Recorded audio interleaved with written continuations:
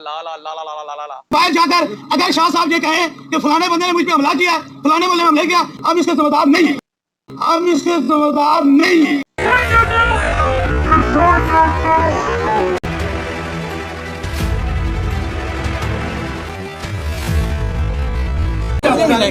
आप लोगों को मरवाना चाह रहे हैं, वो जनाब मजहब के लिए, सियासत के लिए है और एक दूसरे के सामने करवा देते हैं। अस्सलाम वालेकुम नाजरीन, कैसे हैं आप? मैं हूं खलील मुजफ्फर के और आप देख रहे हैं फन मजाक कसूर। तो नाजरीन, आज इकरारुल हसन और पीर हक खतीब के बारे में आपको वो जानकारी देने वाला हूं जो अभी तक आपको नहीं पता, और वो वीडियो जिसमें पीर सैयद इकरारुल हसन के ऊपर जनाब तशद्दुद किया गया और उसकी टीम के ऊपर तशद्दुद किया गया, वो वीडियो हम डिस्कस करेंगे। और साथ में जनाब वो वीडियो जो मेन वीडियो है जिसमें पीर हक खतीब साहब ने कहा कि भाई इसके ऊपर तशद्दुद करें, लोगों को उकसाया। और ये सारी वीडियो के ना छोटे छोटे क्लिप बना के मैंने आप लोगों की आसानी के लिए जो इम्पोर्टेंट क्लिप्स हैं वो मैंने सारे निकाल के आपके लिए बाहर निकाल दिए हैं, और ताकि आपको चीज़ें समझने में आसानी पैदा हो सके। और शोर शराबा बहुत ज़्यादा था, बहुत ज़्यादा वहाँ पे बात की समझ नहीं आ रही थी, और कोई उसको समझना चाह भी रहा था तो उसके कानों में दर्द होने लग जाती थी, मगर आवाज़ की समझ नहीं आती थी, शोर शराबा इतना था। अच्छा, ये ना असल में ये झगड़े की जो वजह बनी और जो उनके ऊपर तशद्दुद हुआ उसकी वजह जो बनी थी, मैं उसके 2-3 पॉइंट्स आपके सामने रखता हूँ। पहले तो उसकी वजह सबसे पहले ये बनी कि जब इकरारुल हसन सरकार ने जनाब कहा कि आप मेरे साथ हॉस्पिटल में आए और हम वहाँ पे जाके शिफा बांटते हैं, लोगों को शिफा मुहैया करते हैं, लोग सही होंगे, तो उसके ऊपर साथ ही जनाब शोर शराबा शुरू हो गया। और इनके साथ जो मौजूद थे ना लोग पीर हक खतीब साहब के साथ, वो जनाब मेरा ख्याल है कि हायर ही इसीलिए किए गए थे। जब मैं मुश्किल में फंस जाऊं, जब मुझ पे मुश्किल वक्त आए, कड़ा इम्तिहान हो, तो आपने फौरन वहां पे शोर डाल देना है और किसी बात को जो है ना आपने किसी साइड पे लगने नहीं देना, बां बां ला ला ला ला ला ला ला ला, ये करनी है। तो बिल्कुल वैसा ही हुआ, और मैं समझता हूँ कि इसी वजह से उन्होंने 14 फरवरी के दिन ही खत्म नबूवत कॉन्फ्रेंस का भी इनकाद किया कि उसी दिन के ऊपर इतना ज्यादा मजमा इकट्ठा किया जाए। तो ये सुने जरा आप, जब उन्होंने हॉस्पिटल आने का कहा, जब आप मेरे साथ किसी अस्पताल में तशरीफ ले जाए, आइए शिफा बांटते हैं, मैं आपको यार आपने बोला तो आप बोलो यार, अगर साहब की गुफ्तगू पे आपको यकीन नहीं है। देखा ना आपने, ये शोर शराबा जनाब बहुत ज्यादा, और ये लोग ही इसीलिए हायर किए गए थे मेरे ख्याल के मुताबिक। और जिस तरह से इकरारुल हसन साहब भी बता रहे हैं कि उन्होंने सैकड़ों लोग वहां पे हायर किए हुए थे यही चीज के लिए और हम पे हमला करने के लिए। और इसके बाद क्या हुआ, जब पीर हक खतीब साहब ने कहा कि मैं पूरा कुरान सुना सकता हूँ, उसके साथ ही जनाब फौरन से इकरारुल हसन साहब ने उनको शिकंजे के अंदर लाने की कोशिश की। उन्होंने कहा अच्छा तो आप पूरा कुरान सुना सकते हैं। साथ ही ये साथ जनाब ये बैठे हुए भाई साहब ना, वो फुटेज में नहीं आ रहे, मगर वो जनाब उधर से शोर डालना शुरू हो गए, नहीं नहीं नहीं, जो जिस बात के लिए आप आए हैं वो बात करें, जिस बात के लिए आप आए हैं। अब वो उनका मकसद था जो वो फिर से दोबारा उन्होंने हासिल कर लिया, फिर से उनको उनके इकरारुल हसन साहब को उनके सवाल से फेर दिया, और उनके सवाल से पहले हॉस्पिटल वाली बात से भी फेर दिया। अब इस बात से भी नहीं नहीं नहीं नहीं, हट जाओ पीछे तीर तमाकू यहाँ से भी फेर दिया, और वो जनाब कामयाबी के साथ ये दूसरा भी मरहला पार करने में कामयाब हो गए।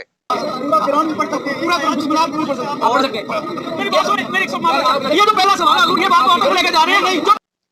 अच्छा, इसके बाद फिर क्या हुआ कि पीर साहब को जब इकरारुल हसन साहब ने ये रिलाई करवाया, ये ताना दिया कि आपके लोग आपके कहने पे खामोश नहीं हो रहे, चुप नहीं हो रहे, तब पीर साहब ने जनाब अपने मुरीदैन से कहा कि खामोश हो जाएं आप, और 2-3 दफा कहा कि आप खामोश हो जाएं, मगर उनकी क्या मजाल, क्या उनकी जुर्रत के वो खामोश हो जाते और पीर साहब की बात को मान लेते। कोई नहीं माना, कोई खामोश नहीं हुआ, वो जनाब उसी तरह से बोलते रहे, चिल्लाते रहे, चीखते रहे, शोर करते रहे, और अपने पीर साहब को जनाब मुश्किल हालात से 2-4 होने से बचाते रहे और बचाते ही चले गए।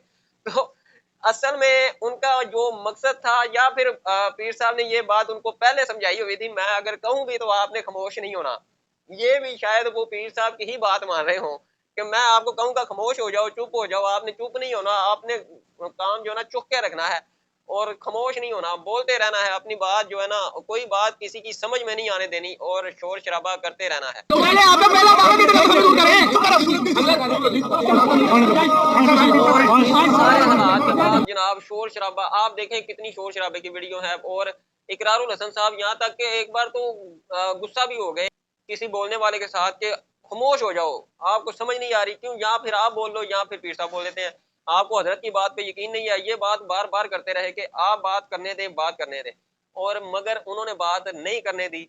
बिलाकर जनाब वो काम हो गया जिसका डर था और जो सारे सोच रहे थे कि ये हो सकता है कि इनके ऊपर हमला हो और इनके जान को खतरा हो और कुछ ऐसा होने को मतवक्के था, तो वो काम बिलाकर हुआ नहीं। मगर पीर साहब ने खुद ही ये बात कर दी। उन्होंने कहा कि मैं आपको ये बता दूं, जब शाह साहब बाहर जाएं तो ये अगर कहते हैं कि मुझ पे हमला हो गया, मुझ पे उसने हमला कर दिया, फलां ने कर दिया, उसका जिम्मेदार मैं नहीं हूं, हम नहीं है उसके जिम्मेदार। और उसने जनाब अपने आप को बरियो जुम्मा कर लिया और अपने आप को जनाब इस्तिस्ना हासिल कर ली कि नहीं भाई मैं अब बरियो जुम्मा हूं। अब और इस बात के अंदर एक पैगाम भी दे दिया अपने दोस्त, अपने मुरीदैन को, अपने लोगों को कि भाई अब मेरा उसके साथ कोई तल्लक नहीं है, आपने जो करना है कर लेना, आपको कोई रोकने वाला नहीं है और मेरी तरफ से कोई बंदिश नहीं है। वरना पीर साहब ये भी तो कह सकते थे कि आप हमारे मेहमान हैं और आपके साथ कोई भी तशद्दुद वाला मामला नहीं होगा और अपने मुरीदैन से कहते कि भाई इनका आपने जो भी बात होगी बात का जवाब बात से देना है और कोई हमले वाली, कोई तशद्दुद वाली कोई हरकत नहीं करनी। मगर उन्होंने कहा कि इसके साथ हमारा कोई लेना देना नहीं होगा, हमारा कोई ताल्लुक नहीं है, इनकी जिम्मेदारी हमारे ऊपर नहीं। सुने जरा मेरी बात सुने, यहाँ से बाहर जाकर अगर शाह साहब ये कहे कि फलाने बंदे ने मुझ पे हमला किया, फलाने बंदे ने हमले किया, अब इसके जिम्मेदार नहीं। अब इकरारुल हसन साहब भी बात यहाँ पे कर रहे थे, उन्होंने फौरन से जवाब दिया। उन्होंने कहा नहीं भाई ये कैसे हो सकता है, आपकी जिम्मेदारी नहीं है, आपकी जिम्मेदारी है, आप हमें वहां तक छोड़ के आए। और अगर मुझे, फिर उन्होंने फौरन से जवाब दिया, उन्होंने आवाम को मतवज्जे करते हुए कहा कि भाई अगर मुझे कुछ हो गया तो मैं ऑन कैमरा कह रहा हूँ कि उसके जिम्मेदार हाफिज शरीफ साहब होंगे, उसकी जिम्मेदारी इनके ऊपर है। तो उसकी वजह से शायद उनके ऊपर तशद्दुद थोड़ा कम हुआ या फिर नहीं हुआ। आपका काम है मैं छोड़ के गाड़ी तक आप मैं ये कहता हूं कि मुझे कुछ होता। इसके बाद जनाब फिर तशद्दुद का वो अमल शुरू हुआ जिसके लिए ये सारा काम हो रहा था, जिसके लिए जनाब इतना बड़ा स्टेज सजाया गया, जिसके लिए इतना बड़ा पंडाल इकट्ठा किया गया, जिसके लिए जनाब इतने हजारों लोगों को जमा किया गया और जिसके लिए ये बात की गई कि हम जिम्मेदार नहीं है, वो काम शुरू हो गया। और इकरारुल हसन साहब के ऊपर और उनकी टीम के ऊपर जनाब फिर हमले शुरू हो गए। कोई इधर से आ रहा है, कोई इधर से आ रहा है, कोई उनके साथ बदतमीजी कर रहा है, कोई उनको गुस्से मारने की कोशिश कर रहा है, कोई उनसे मोबाइल छीन रहा है और मोबाइल छीन के बंद कर दिया, उन कैमरा जो है ना कवरेज नहीं की गई। तो उसके बाद फिर जो है ना सारे फिर तशद्दुद के एक वीडियो भी ये भी देखें।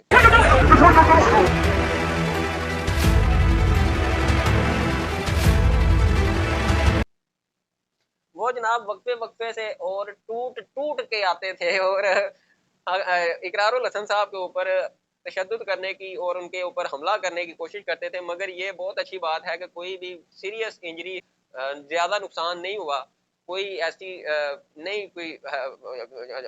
आपने एक बात सुनी होगी कि पीर साहब ने इस चीज का डिनायल किया था कि हमने कोई मोबाइल नहीं छीने, इनसे मोबाइल इनके पास थे। ये भी देखे जरा वो क्या कह रहे हैं। सिर्फ ये देखें यार, इतना झूठ मतलब मत बोलो कि आप खुद ही उसकी बात तस्दीक कर रहे हो कि हमसे मोबाइल छीन लिया गया जी, हमारे ऊपर गुंडागर्दी हुई और हमारे कैमरे छीन लिए गए, उन्हीं कैमरे से वीडियो बना रहे हो, अपने मोबाइल के ऊपर आप लाइव पे छीने, मोबाइल तो इनके पास थे, वहां से वीडियो बना रहे थे, हर चीज काम ये वो फलां फलां फलां। मगर अब आपको वो वीडियो दिखाते हैं जिसमें मोबाइल छीने गए और वो इनका बंदा ही था, वो कह रहा था कि हमने मोबाइल नहीं देने। ये भी देखें। अच्छा देखें, अब वो मोबाइल नहीं देने, ये अब कौन है जिसने मोबाइल छीने हैं? क्या ये वहां पे मौजूद नहीं था? क्या ये पीर हाफिज शरीफ साहब का बंदा नहीं था? और अगर नहीं था तो फिर पीर साहब ने वापस कैसे लेके दे दिए उनके मोबाइल? अगर ये उनका बंदा नहीं था, छीने मोबाइल, कोई चोर होता, कोई डाकू होता, कोई फरार हो जाता, निकल जाता। या फिर ये वो मोबाइल की बात कर रहे हैं कि ये जीतो पाकिस्तान में काम कर रहे हैं और होस्ट कर रहे हैं जीतो पाकिस्तान को। जनाब उसने वहां पे एक रेडियो विन किया है और इकरारुल हसन साहब कह रहे हैं मैंने मोबाइल लेना है, रेडियो नहीं लेना। तो वो कहते हैं नहीं नहीं मोबाइल नहीं मिलना, मोबाइल नहीं मिलना। यार मोबाइल वही कह रहे हैं ना जो आपने छीने हैं, वो वाले नहीं देने। तो आपको मैंने सारी कहानी आपके सामने रख दी है और एक एक चीज को निखार निखार के धो के सवार के आपके सामने सजा के रख दिया है। और आप इससे खुद ही अंदाजा लगा सकते हैं कि ये क्या मामला था। और यहाँ पे आपको एक बात ये बताता चलूं कि सबसे बड़ी बात ये है कि अब इकरारुल हसन साहब ने जो बात की है, उन्होंने कहा है कि इस सारे सिनेरियो के बाद, इस हर चीज के बाद मैं जनाब अब अवाम के साथ दोबारा पीर हक खतीब सरकार के अड्डे पे जाऊंगा और तब तक वापस नहीं आऊंगा जब तक ये अड्डे बंद नहीं करवा देता। अब उन्होंने एक तहरीक का आगाज कर दिया है कि इस तहरीक को मैं चलाऊंगा और वहां पे उन्होंने सरेआम.org के नाम से एक गूगल के ऊपर वेबसाइट पे आप जाएंगे तो मेंबरशिप के लिए, रजिस्ट्रेशन के लिए फॉर्म वहां पे अवेलेबल है। मगर मैं यहाँ पे ये कहना चाहूंगा कि इकरारुल हसन साहब अवाम को लेके वहां पे जाएंगे और वहां पे फिर शोर शराबा करेंगे। और आप क्या चाहते हैं इकरारुल हसन साहब? अब आप चाहते हैं कि वहां पे कोई खून खराबा हो या फिर वहां पे कोई खाना जंगी हो जाए। आप वहां पे अवाम को लेके जाएंगे और वहां पे भी उनके साथ भी अवाम होगी, अवाम को आमने सामने करवा के आप खाना जंगी करना चाहते हैं, आप लोगों को मरवाना चाह रहे हैं। आपको हर चीज तरीके से करनी चाहिए। अगर आपको नहीं कोई हाथ डालने दे रहा, अगर आपके साथ अदारे नहीं चल रहे, अगर आपके साथ कोई नहीं कोऑपरेट कर रहा, तो भाई आप अपने तरीके से घर पे बैठ के उसके खिलाफ एक मुहिम चलाएं और वहां पे जनाब एक्सपोज करते रहें।